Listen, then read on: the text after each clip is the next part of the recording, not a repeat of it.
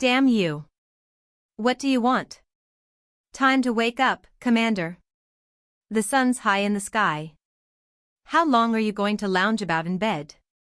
A loud yell came through the door, and Riftan threw a fierce look at the speaker as if he could see through the door. Did I not tell you I'd gut you alive if you disturbed me again? Do you have a death wish? Can you not contain yourself until you're back home? We have to leave for the capital as soon as we reach the estate. Delaying things by a day or two isn't the end of the world. Stop whining. Commander. I'm coming.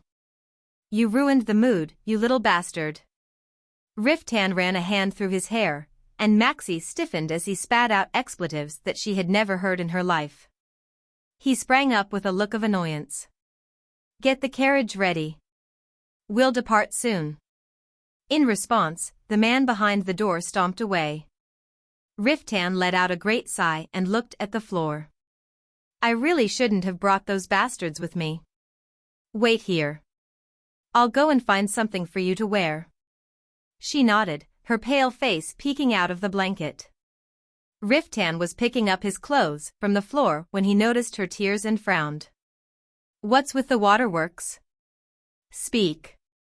Perhaps you haven't noticed, but I am not a patient man. How could she not have noticed her husband's red-hot temper? But she chose not to put such thoughts into words. Why your men outside Caen knew, she stammered in a timid voice. Knew what? What we were doing in this room. Her cheeks felt as if they were on fire. Riftan had been staring at her intently, but now his lips began to twitch. Much to her disbelief, he burst into boisterous laughter, clutching his stomach. Riftan. You really do drive me mad. Almost choking with laughter, he lifted her in her blanket and set her down snugly on his lap, her legs dangling in the air. For someone with such an intimidating presence, he had an extraordinarily innocent, boyish laugh. Still guffawing, he nibbled at her shoulder, which was already pocked with tooth marks. My sweet, innocent lady, of course they know what we did. My men are not half-wits. They know what happens in the bedroom when husband and wife are reunited after 3 long years. But it's nothing to be ashamed of. We are married, and that's what married couples do. It's only natural. Natural? She knew well the duties that were expected of a wife in the bedchamber, but what she had shared with him last night felt anything but natural. Shared? Had it been an act of giving and taking? Her own thoughts surprised her. Had it not just been a right she needed to endure to bear a child? You're blushing again.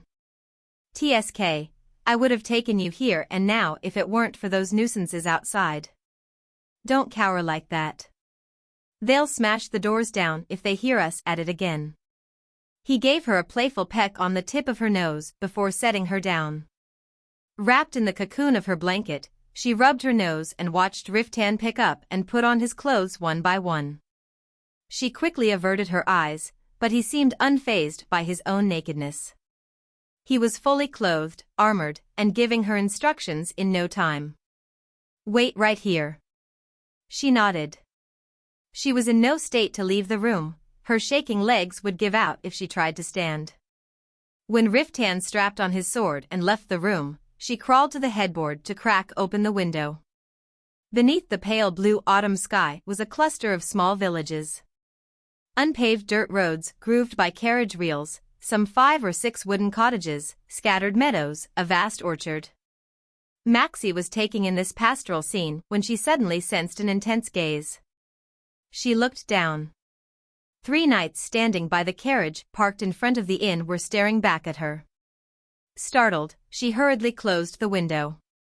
She had covered herself with a blanket, but she did not wish to show her disheveled state to these strange men. Did I delay their departure? She bit her lips in trepidation. Moments later, she heard footsteps stopping before the door. Someone knocked.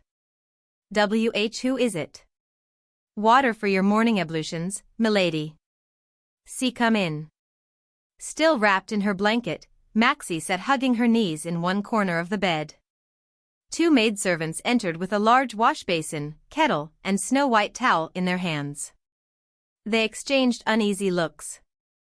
"We're here at your husband's behest, milady. I can do it myself. He said you would need help." Her face felt hot. "It's really all right. I will tell my husband." The women did not insist further and left the items on the table before exiting the room. Maxie waited until their footsteps had grown faint before she walked over to lock the door. She then soaked the towel in warm water and began to clean her body, which still ached from the previous night.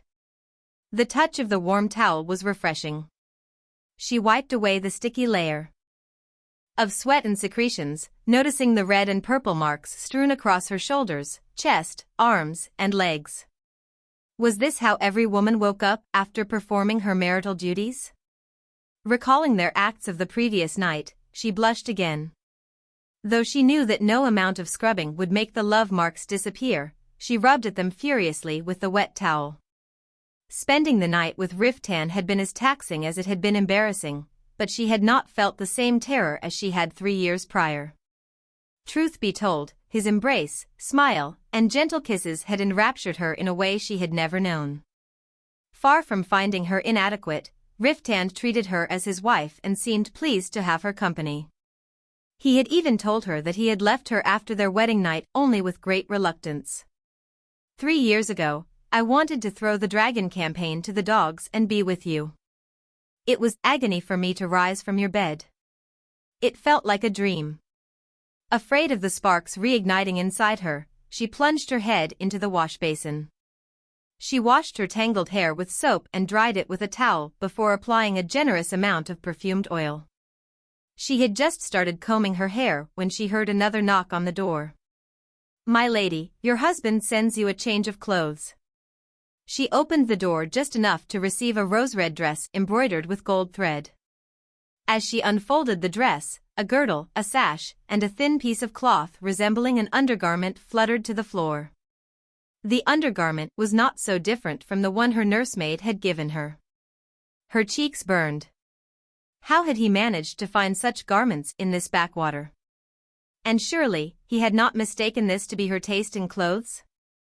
She was whimpering in shame with her face covered when she heard yet another series of knocks. This time, it was Riftan. "Maxie, did you get the clothes? Have you changed?" "And not yet. Hurry. We must leave soon." One moment. At his urging, she hastily put on the flimsy undergarment. Feeling no less naked, she threw on the white chemise and pulled the extravagant dress over her head, then tugged the flowy skirt down so that it grazed her ankles. But she was not used to getting dressed without the assistance of servants.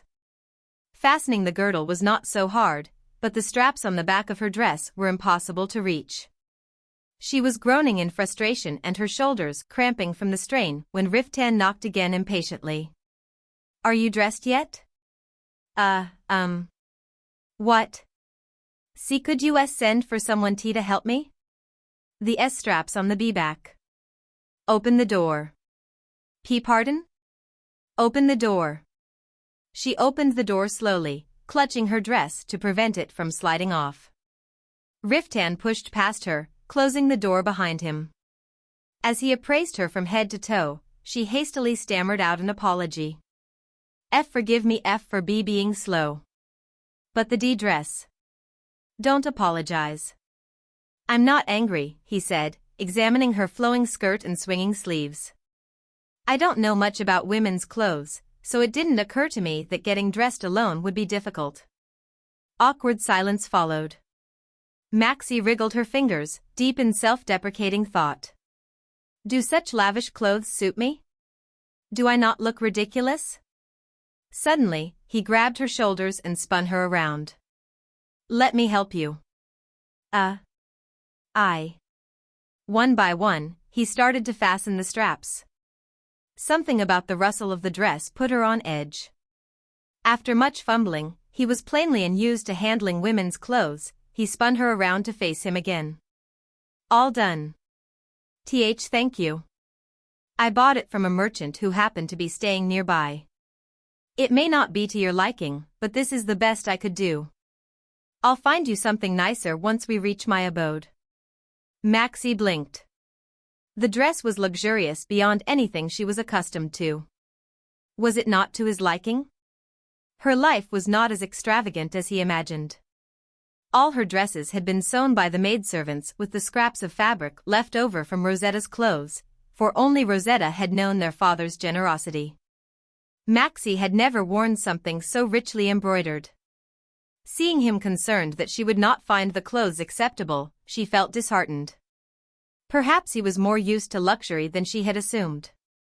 And perhaps it was a good thing that she had not brought her belongings. What a stroke of luck to have avoided the humiliation of putting her shabby wardrobe on display. Pretending to straighten a crease in her skirt, she attempted to speak in a detached manner. This dress isn't so bad. Anxious that she had come across as too haughty, she quickly searched his face.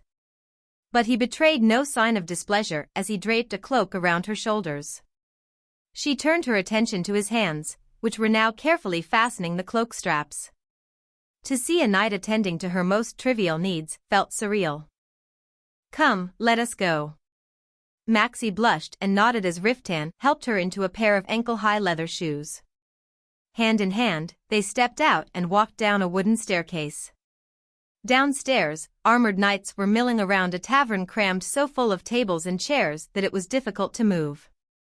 One of the knights crossed his arms. I thought we were going to spend the whole day here, Commander. Are we leaving now? Riftan ignored him and ushered Maxie out. Another knight approached them from the door and complained loudly. Come now, Commander. We're not going to gobble the lady up.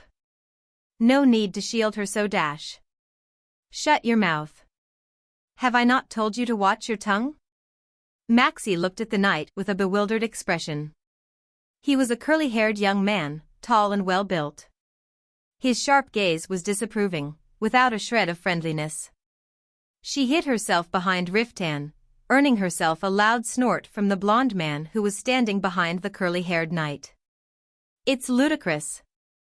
All this just for the daughter of the Duke of Croiso. I told you to shut up, growled Riftan. Seeing that he meant this as a warning, the men held their tongues.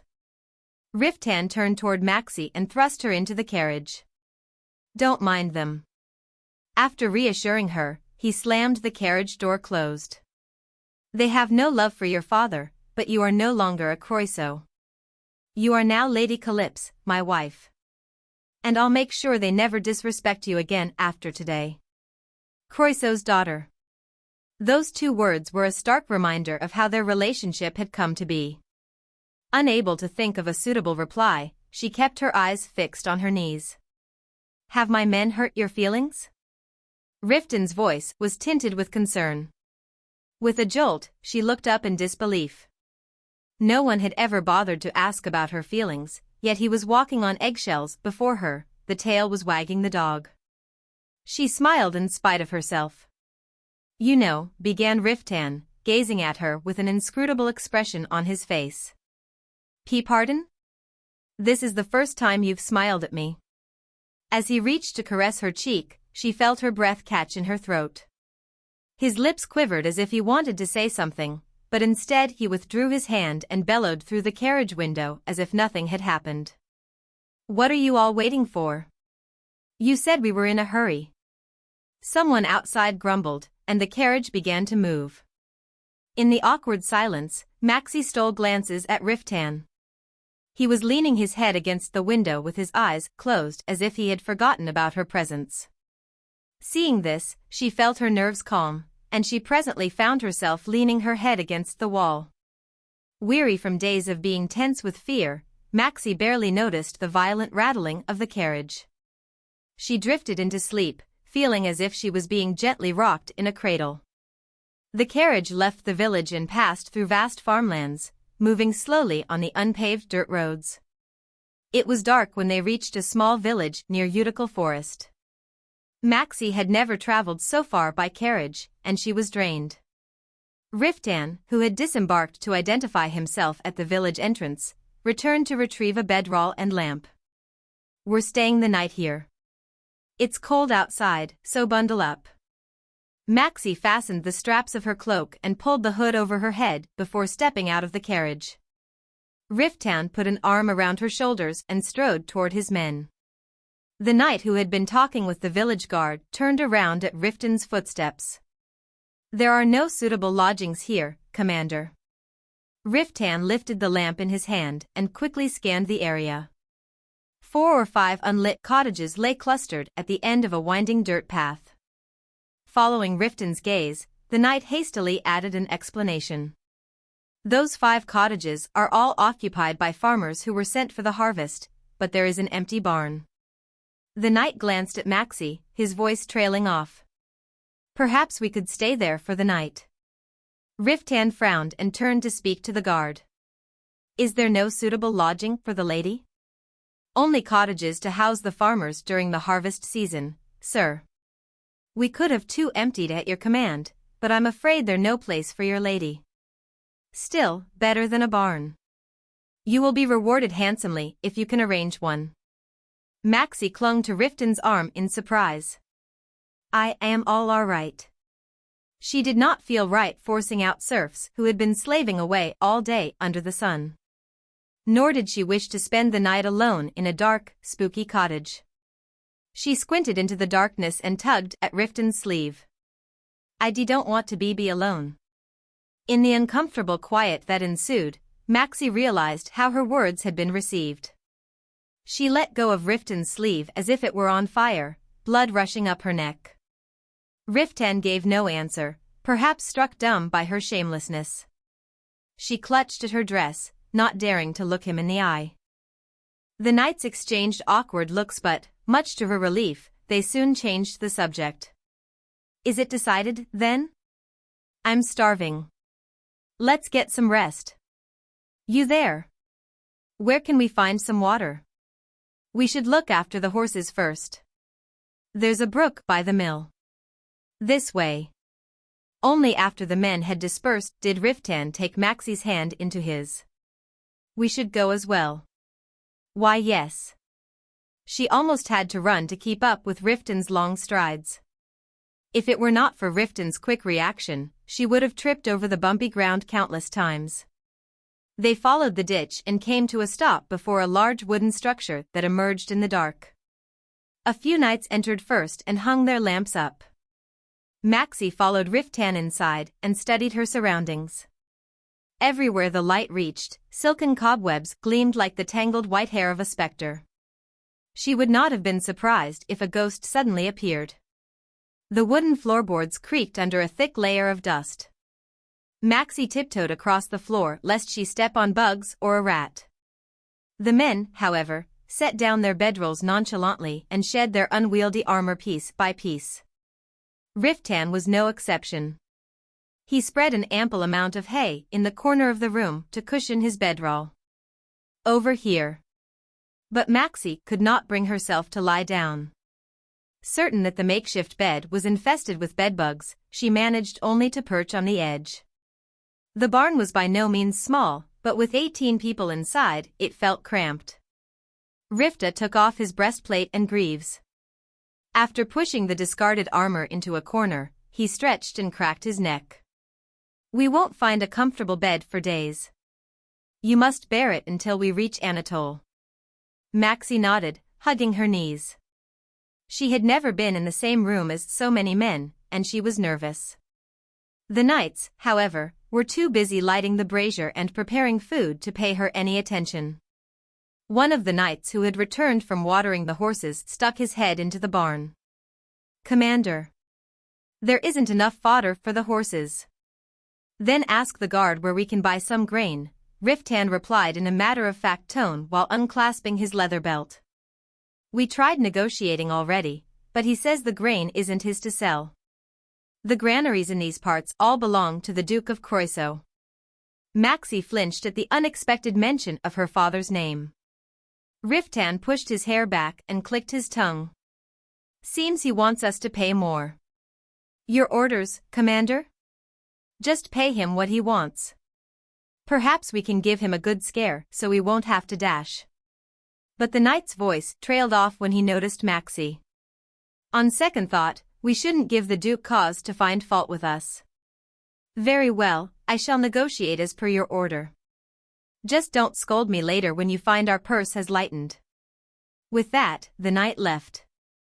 Maxie withered, realizing that the knights were far more hostile to her father than she had imagined. Perhaps that explained their indifferent attitude toward her. Had she been born with Rosetta's charming features, would things have been different?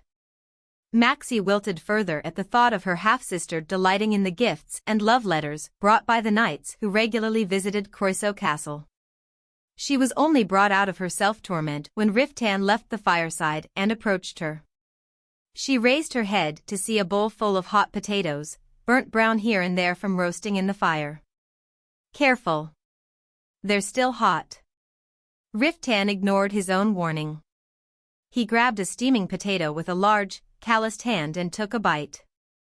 Maxie followed suit, gingerly wrapping a scalding hot potato in her sleeve before peeling off the burnt skin to reveal soft yellow flesh. As she took a small bite, she was overcome by a wave of hunger that anxiety had been keeping at bay. The roof of her mouth burned, but she continued to chew and swallow bite after bite of steaming hot potato. Even the chewy, half-cooked pieces tasted like a rare treat. She found that she had devoured a fist-sized potato in no time. Riftan, who had been watching her eat, had a peeled potato ready for her. Maxie frantically waved her hands. I've had my share. USH should have it, Riftan. Just take it. He pressed the potato into her hands, then snatched another one from the bowl. Without even peeling it properly, he bit off a large mouthful. After staring at her own potato, which had been peeled smooth, she brought it to her mouth and began to eat with gusto, blowing every now and then. With her stomach full, she felt sleepy. Her fear of bedbugs forgotten, she laid her head on the bedroll. The flame of the brazier in the center of the barn cast a dim light on the walls and ceiling. One by one, the knights finished eating and arranged their bedding.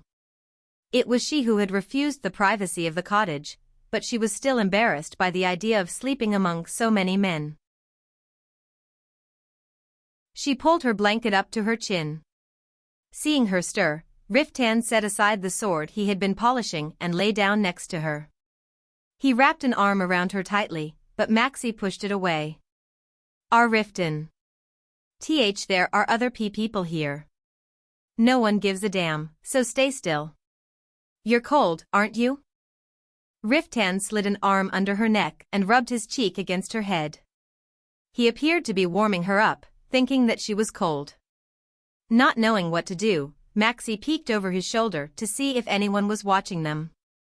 As Riftan had predicted, no one so much as glanced their way, but she did not have the nerve to stay pressed to his side. I'm all right, so see could you move over a little? Can't you see she's embarrassed? You should really be more considerate. Maxie's head snapped up to see who the speaker was. A lean young man who looked to be in his early to mid-20s stood a few feet away, holding a small lantern in his hand. Mind your own business, Ruth. Away with you. There's no need to growl at me like a watchdog. I have no intention of harassing your lady. Maxie's eyes went round with surprise. The young man spoke with the tone of a man scolding a feral dog, seemingly unfazed by Riftan's daunting presence. As his gaze settled on Maxie, she hastily sat up, and Riftan reluctantly followed suit. What do you want? The night was chilly, so I took the liberty of bringing something for the lady. He fished for something in his robe pocket. When his hand reappeared, there was a small stone shining faintly on his papery palm. A firestone. I cast a spell on it to keep it warm, so hold on to it. Is this really for Emmy? His unexpected kindness surprised her. The young man raised an eyebrow. Who else? Those men over there could sleep soundly in the nude under a pile of snow. His tone was scathing, as if he did not care who could hear him. But you are different, my lady. You are not in fine fettle, by the looks of it. I would be the one to suffer should you catch a cold, so consider this a preventive measure. What he meant was plain, she was not to be a deadweight. She took the stone without a word. Just as he had promised, a draft of warm air enveloped her. She stared at the stone in awe before realizing that she had not expressed her gratitude. Thank you, Sir Ruth. A subtle look flashed across the young man's face. I'm a sorcerer, not a knight. You can just call me Ruth. With that, he turned around as if to say he had no further business and walked across the room to his bed. She was watching him blankly when Riftan plunked himself down and pulled her toward him, evidently annoyed. You must be tired. Go to sleep now. We leave at sunrise tomorrow.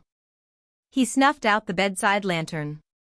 As if on cue, the knights put out their lanterns one by one, and darkness descended. Maxie squirmed uncomfortably in his arms before a wave of intense fatigue overcame her. She closed her eyes, the steady thrum of Riftan's heartbeat soothing her like a lullaby. Moments later, she was deep asleep, all qualms about sleeping in a dirty barn forgotten. When morning dawned, the village was animated with a vitality that bore none of the eerie silence of the previous night.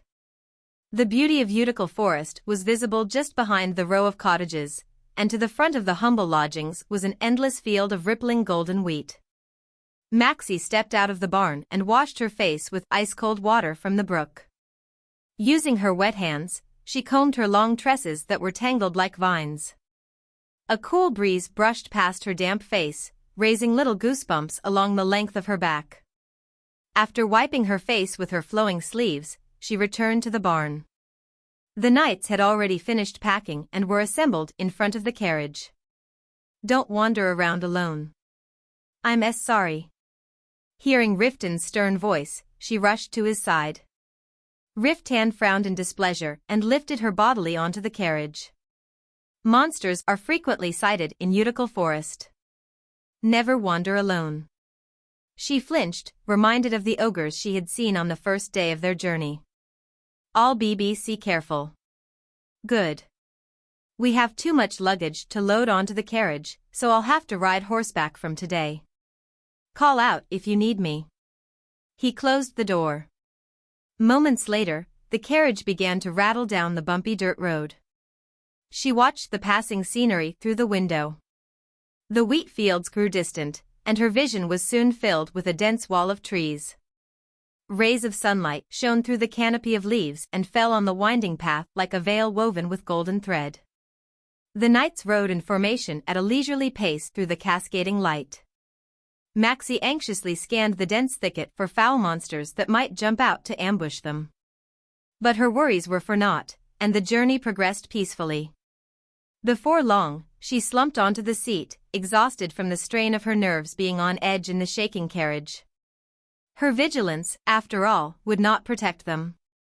After a good while, the carriage came to a stop. The door opened, and Maxie saw Riftan standing there. We'll rest here. Relieved, she hopped out of the carriage.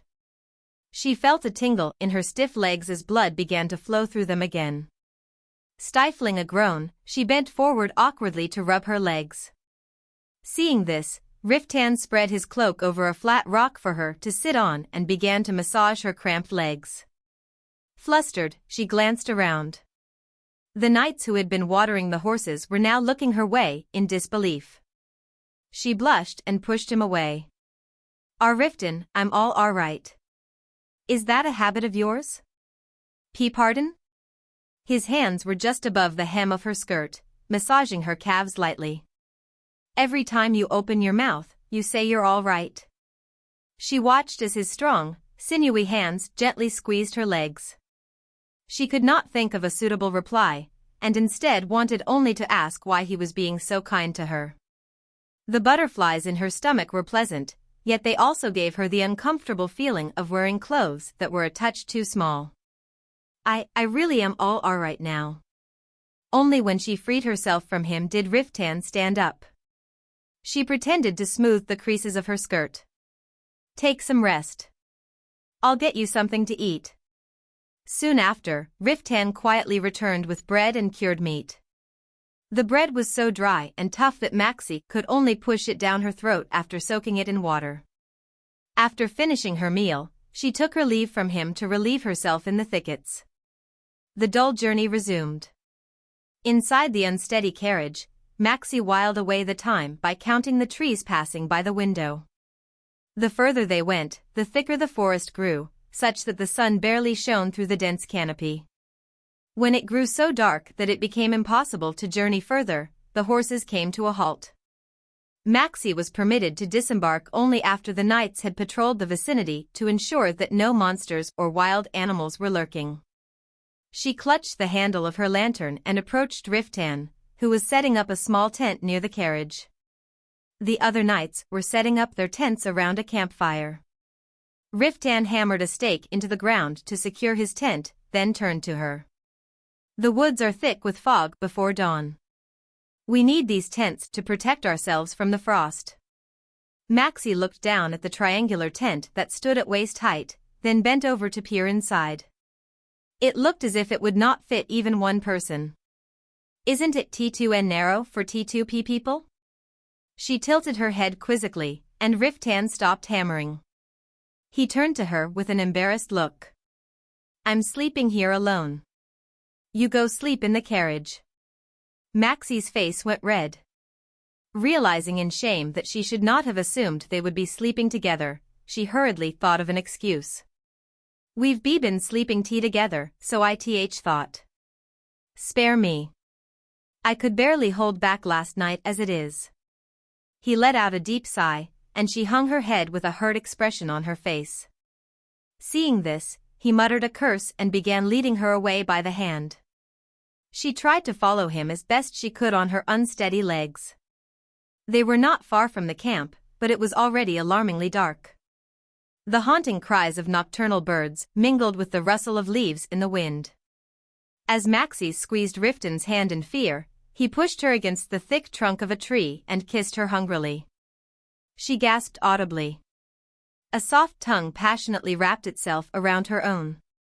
She flinched at the sensation, but her movement only made him cup her face and kiss her more deeply. His soft hair tickled her forehead as his large hands gently stroked her neck and cheeks. He tilted his head to taste the roof of her mouth and explore the insides of her cheeks. A drop of saliva dripped between their lips and trickled down her chin.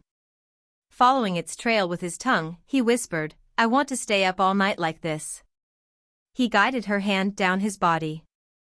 She felt his hardness throbbing under her palm and gave a start.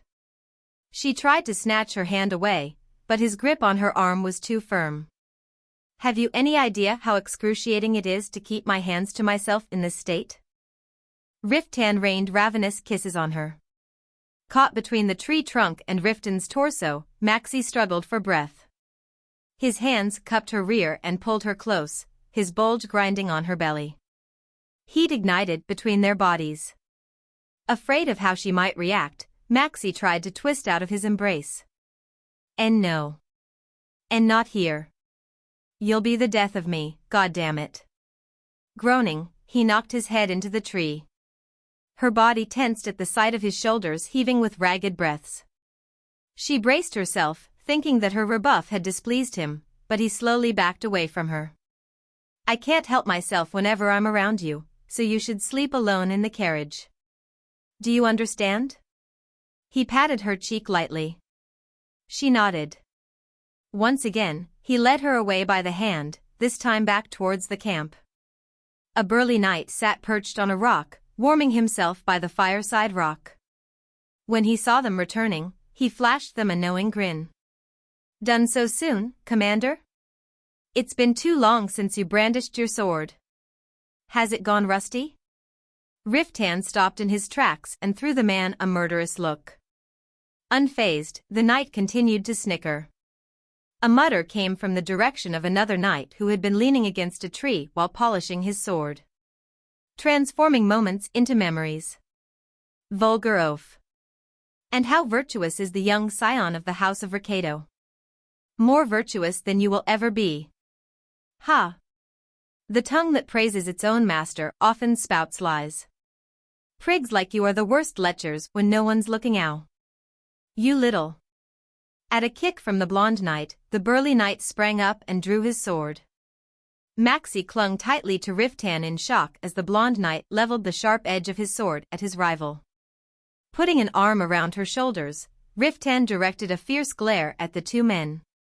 "Looks like you are both sprightly enough to take turns standing the night watch, Commander." But their protests fell on deaf ears. Riftan brushed past them and headed to the carriage. Maxie's anxious gaze fell on the two men, who were still glowering at each other with murder in their eyes. Riftan turned her around to face him. "Don't mind them. They're always at each other's throats." She nodded blankly. Not all knights in the same order got along, it seemed. Riftan helped her onto the carriage before going back to put the finishing touches on his tent. Maxie sat at the door of the carriage and held out a lantern for him while he worked. He tossed a bedroll into the tent, then settled on a bulging tree root to polish his sword. Soon, two knights who had been on patrol returned with 3 black-feathered birds the size of geese. Grabbing the birds by the wings, the knights twisted and ripped the appendages off at the joints and discarded them on the ground. Then, with one swift motion, the skin was pulled clean off. Maxie froze in shock. Next, the knight sliced off the legs with a dagger before casually tossing them onto the pile of feathers. Feeling her stomach turn, Maxie hastily withdrew to the safety of the carriage. Riftan soon returned with roasted, golden brown meat. He insisted that she eat, but she flatly refused, unable to bring herself to try a single bite. Instead, she chose to have the dry-as-bone bread, which she gulped down with the help of a few cheese morsels.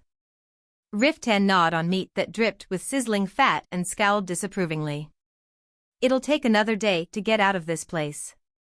You need to reserve your strength for the journey." "I am eating my fill." She really was continuously cramming food into her mouth, knowing that there would be no end to his nagging if she stopped.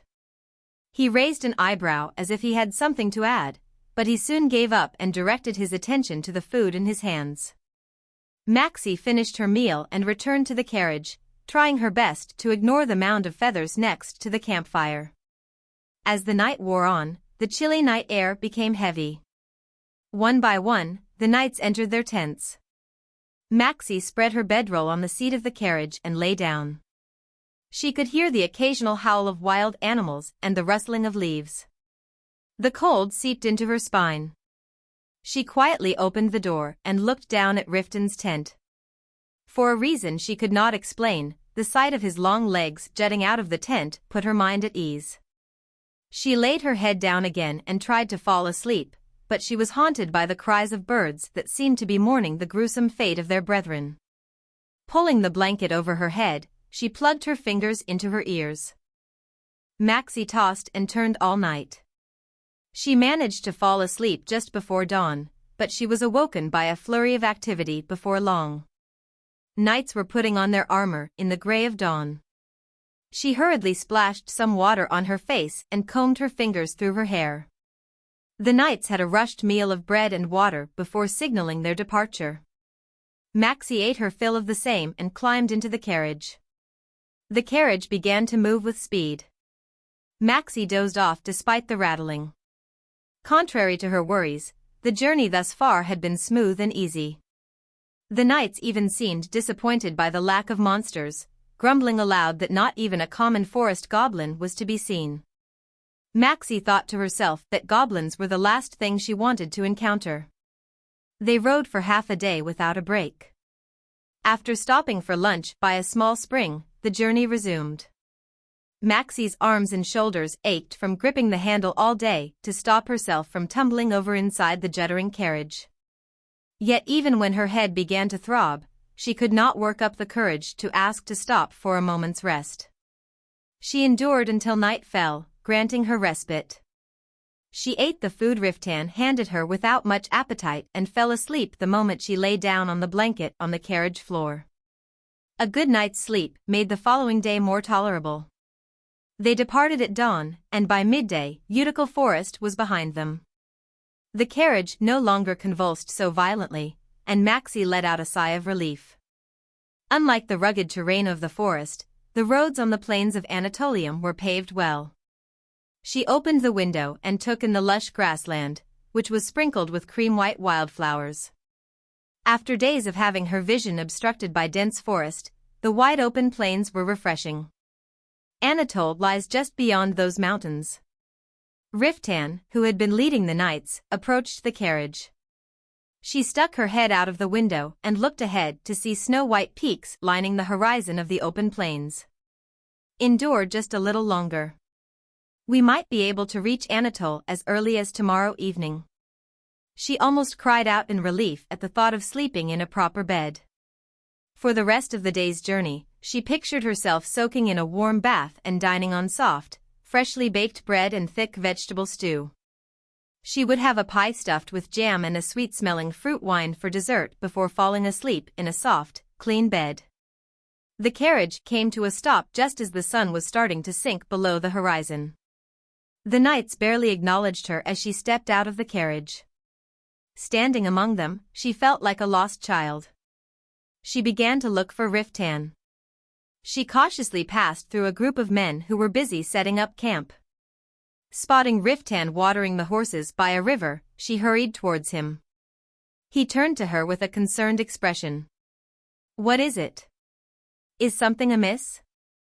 She could not bring herself to admit that she felt uneasy without him in her sight. Instead, she bent over and pretended to wash her hands. Riftan crouched next to her to wash his hands and sweat-slicked neck. His long, muscular neck glistened in the sunset like heated copper. She stole a furtive look at him as he ran a hand through his windswept hair. His handsome features moved her heart once more. Suddenly, he pointed at her feet. "Look, your skirt is getting wet."